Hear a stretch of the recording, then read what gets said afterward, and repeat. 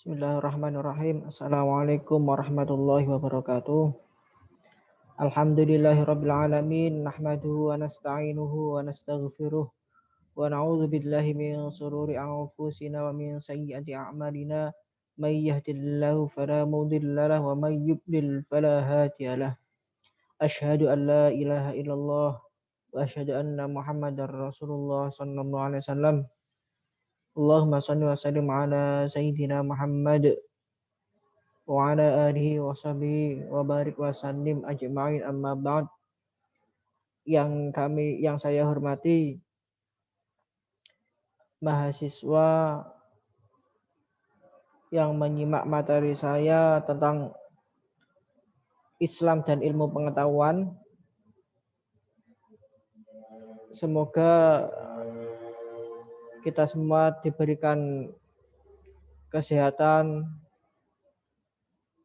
keselamatan, dan diberi cukup rezekinya.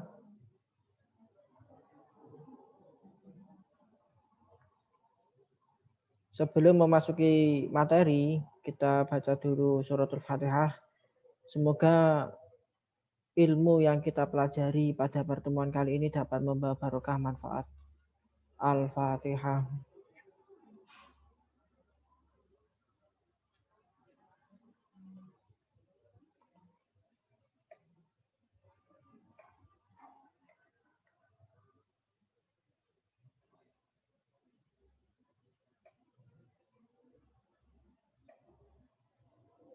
Bismillahirrahmanirrahim. Kita mulai perkuliahan kali ini. Yang akan kita bahas yakni Islam dan ilmu pengetahuan. Pengertian Islam.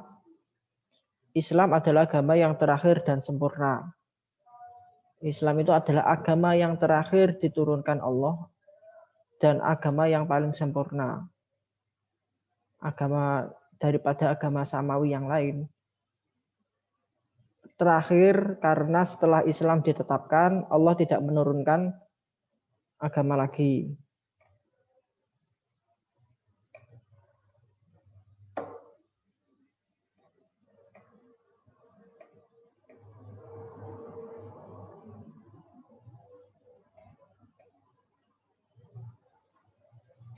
Kemudian sempurna dilihat dari cakupannya.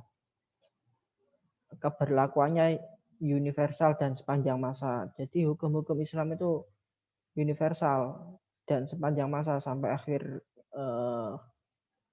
sampai kiamat nanti. Dari zaman Nabi sampai sekarang itu hukum-hukum Islam masih berlaku, nggak ada diperbarui dan lain sebagainya.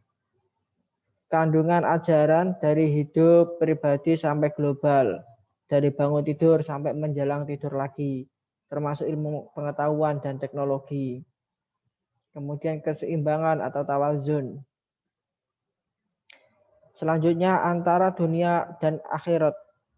Dunia sebagai lahan untuk menanam dan akhirat tempat menikmati hasil tanaman. Antara individu dan sosial, sederhana dan rasional. Islam sebagai pedoman dan arahan hidup manusia, termasuk pedoman dalam mencari, mendalami, dan mengembangkan ilmu pengetahuan. Ilmu adalah pengetahuan yang diterima secara sistematis, logis, dengan menggunakan metode tertentu. Untuk mendapatkannya bersifat lebih spesifik akan sebuah pengetahuan. Pengertian ilmu. Tadi pengertian Islam, sekarang kita memasuki tentang pengertian ilmu.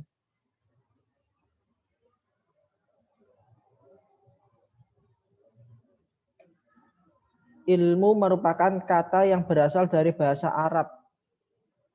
Masdar dari alima. Alima ya'lamu ilman. Ya kan? Alima itu fi'il madhi, ya'lamu fi'il mudhari', kemudian ilman itu masdar. Yang berarti tahu atau mengetahui. Dalam bahasa Inggris, itu tulisannya ada Inggrisnya tuh. Maaf, keliru nulis. Dalam bahasa Inggris, ilmu biasanya dipadankan dengan kata science. Sedangkan pengetahuan dengan knowledge. Nah ini ya, tulisannya knowledge. Saya itu sekian C. Persamaan ilmu dan pengetahuan adalah hal-hal yang sama dipelajari dan bermanfaat bagi kehidupan sesuai pembidangannya. Sama-sama hal yang dengan rasa keingintahuan layak dikaji dan diteliti. Perbedaan ilmu dan pengetahuan itu berbeda. Pengetahuan itu sebagai modal awal dengan sifat ilmu dan sekedar info. Lalu ilmu mempelajari dengan sistematis berbagai metode spesifik dan logis sehingga mengkhususkan dan menindaklanjuti pengetahuan tersebut menjadi sebuah ilmu. Dalam surat Al-Alaq ayat 1 sampai 5, Bismillahirrahmanirrahim. Iqra' bismi rabbikal ladzi khalaq, khalaqal insana min 'alaq. Iqra' wa rabbukal akram, alladzi 'allama bil qalam, 'allamal insana ma lam ya'lam. Yang artinya itu bacalah dengan menyebut nama Tuhanmu yang menciptakan. Dia telah menciptakan manusia dari segumpal darah. Bacalah, dan Tuhanmu lah yang paling pemurah yang mengajarkan manusia dengan perantara kalam. Dia mengajarkan kepada manusia apa yang tidak diketahuinya.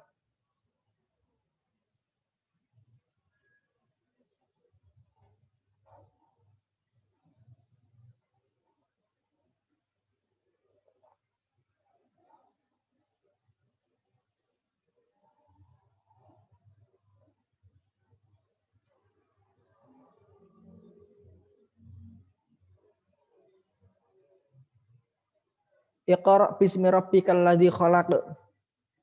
Bacalah dengan menyebut nama Tuhanmu yang menciptakan.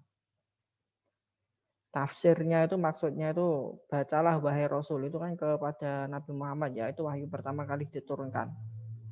Apa yang diwahyukan Allah kepadamu, apa yang diwahyukan Allah kepadamu, dimulai dengan membaca nama Rabbmu yang telah menciptakan seluruh makhluk. Jadi akhirnya menjadi Bismillahirrahmanirrahim. Segala sesuatu semuanya akhirnya dimulai dengan Bismillahirrahmanirrahim. Kemudian khalaqal insana min 'alaq. Dia telah menciptakan manusia dari segumpal darah. Segumpal darah itu maksudnya manusia diciptakan dari sepotong darah padat setelah sebelumnya berupa air mani. Dari air mani dulu kemudian berproses ya, yang seperti saya jelaskan pertemuan sebelumnya. Kemudian Iqra' wa rabbukal akram. Bacalah dan Tuhanmu lah yang maha pemurah. Bacalah wahai Rasul apa yang diwahyukan Allah kepadamu, dan Rabb itu maha mulia. Tidak ada kemuliaan yang mendekati kemuliaannya. Alladzi 'allama bil qalam. Yang mengajarkan manusia dengan perantara kalam, yang telah mengajarkan tulisan dan cara menulis dengan pena. 'Allamal insana ma lam ya'lam. Dia mengajar kepada manusia apa yang tidak diketahuinya. Bacalah wahai Nabi apa yang diturunkan kepadamu dengan mengawalinya dengan menyebut nama Tuhanmu yang esa dalam penciptaan. Yang menciptakan manusia dari segumpal daging kental yang merah.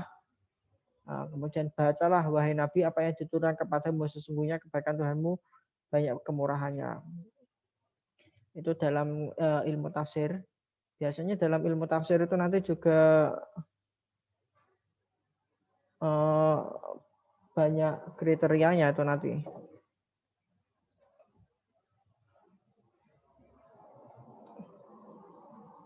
Kalau tafsir Tarbawi itu juga menjelaskan ayat Al-Quran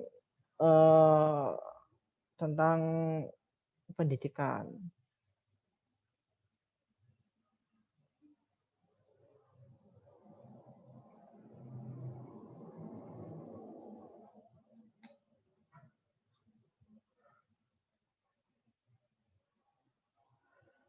Ya ini intinya. Ayat di atas itu mendorong umat Islam untuk pandai membaca, berpikir, dan berkreasi. Semakin banyak membaca, semakin banyak bermanfaat yang diperoleh. Semakin banyak membaca, semakin banyak manfaat yang diperoleh. Ilmu akan bertambah, bahasa makin baik, dan wawasan makin luas. Bacalah alam ini, bacalah Al-Quran ini. Jadi semua dibaca, baik itu pengetahuan umum, pengetahuan agama, semuanya juga penting. Islam sangat menghargai ilmu pengetahuan sebagaimana yang dicerminkan dalam wahyu pertama yang diturunkan kepada Nabi Muhammad SAW. Begitu besar perhatian Islam terhadap ilmu pengetahuan sehingga setiap orang Islam baik laki-laki maupun perempuan diwajibkan untuk menuntut ilmu. Nabi Muhammad SAW bersabda dalam hadis yang diriwayatkan oleh Ibnu Abdul Bar, mencari ilmu itu wajib bagi setiap orang Islam laki-laki dan perempuan. Thalabul ilmi faridatun ala kulli muslimin wal muslimat. Klasifikasi ilmu menurut ulama Islam. Menurut Syah Waliullah mengklasifikasikan ilmu menjadi 3, yaitu al-mangkulat. Adalah semua ilmu-ilmu agama yang disimpulkan dari atau mengacu kepada tafsir, usul al-tafsir, hadis dan ahadis. Kemudian al-makulat adalah semua ilmu di mana akal pikiran memegang peranan penting. Kemudian al-maksyufat adalah ilmu yang diterima langsung dari sumber ilahi tanpa keterlibatan indera maupun pikiran spekulatif. Sementara itu, Imam Al-Ghazali di dalam kitabnya Ihya Ulumuddin mengklasifikasikan ilmu dalam 2 kelompok, yakni ilmu fardu ain dan ilmu fardu kifayah. Kemudian beliau menyatakan pengertian ilmu-ilmu tersebut sebagai berikut. Yang fardu ain, ilmu fardu ain, ilmu tentang cara amal perbuatan yang wajib. Maka orang yang mengetahui ilmu yang wajib dan waktu wajibnya, berartilah dia sudah mengetahui ilmu fardu ain. Kemudian ilmu fardu kifayah ialah tiap-tiap ilmu yang tidak dapat dikesampingkan dalam menegakkan urusan duniawi. Lebih jauh, Al-Ghazali menjelaskan bahwa yang termasuk ilmu fardu ain adalah ilmu agama dengan segala cabangnya, seperti yang tercakup dalam rukun Islam. Rukun Islam ada 5. Syahadat, sholat, puasa, zakat, haji. Sementara itu yang termasuk dalam ilmu yang menuntutnya fardu kifayah antara lain ilmu kedokteran, ilmu berhitung untuk jual beli, ilmu pertanian, ilmu politik, bahkan ilmu menjahit. Yang pada dasarnya ilmu-ilmu yang dapat membantu dan penting bagi usaha untuk menegakkan urusan dunia. Jadi yang di dalam rukun Islam, bahasanya syariat Islam itu wajib, fardu ain. Kalau fardu kifayah ilmu umum itu fardu kifayah. Semua ilmu itu berasal dari Allah. Namun juga dapat dibedakan menjadi 2, yaitu qauliyah dan kauniyah. Qauliyah itu Al-Quran dan hadis, bentuknya berupa wahyu yang disampaikan secara terstruktur oleh karena tidak langsung disampaikan oleh Tuhan kepada seluruh manusia, tetapi melalui perantara malaikat kepada Rasulnya untuk kemudian disampaikan kepada seluruh umat manusia. Ya, wujudnya ya Al-Quran itu dan hadis-hadis yang mutawatir. Kemudian kauniyah itu alam semesta dan manusia. Bentuknya berupa ilham yang disampaikan kepada manusia secara mandiri dengan syarat ia mau mengadakan pengamatan dan penalaran kepada ayat-ayat Al-Quran yang terdapat di alam sehingga ia dapat menemukan tanda-tanda kekuasaan Allah.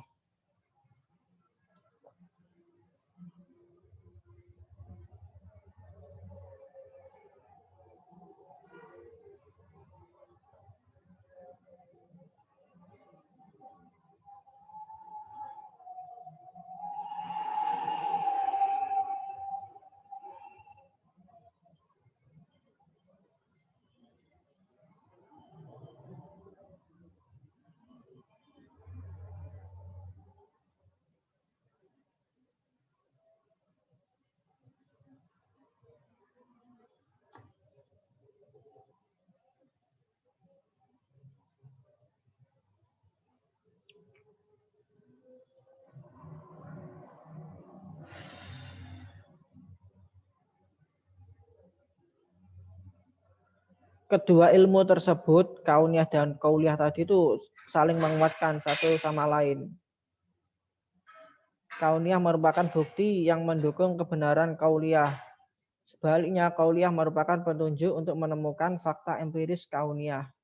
Akhirnya, dengan mempelajari kauliyah, maka pengenalan seorang kepada penciptanya akan menjadi tepat dan akurat. Dan dengan mempelajari kauniyah, maka pengenalan seorang terhadap Allah akan menjadi meluas dan mendalam. Dengan berpegang kepada kedua bentuk ilmu itulah, maka manusia akan mendapat akan dapat menjalankan tugas dan kewajibannya di muka bumi ini sehingga akan tercapai kehidupan yang bahagia baik di dunia maupun akhirat. Adapun macam-macam ilmu yang lahir, ya biasanya kan ada banyak ilmu ya. Filsafat yang pertama, contohnya mempelajari suatu kebenaran secara mendalam, mendasar, menyeluruh dan spekulatif. Jadi yes, kalau filsafat itu biasanya banyakkan membuat rambut rontok. Kemudian eksata. Eksata mempelajari tentang alam, keadaan, hewan, langit, dan lain-lain. Selanjutnya sosial, mempelajari tentang manusia, hukum, ekonomi, politik. Humaniora mempelajari sastra-sastra dan nilai-nilai kemanusiaan. Dan sesuatu yang dikatakan ilmu bila ada objek yang spesifik, disusun secara sistematis, mempunyai metode sendiri atau epistemologis, kemudian ada tujuan. Terima kasih. Demikian materi kuliah pada pertemuan kali ini tentang Islam dan ilmu pengetahuan. Semoga dapat membawa barokah dan manfaat. Kita akhiri dengan hamdalah. Alhamdulillahirabbil alamin. Wallahul muwaffiq ila aqwamit thoriq. Wassalamualaikum warahmatullahi wabarakatuh.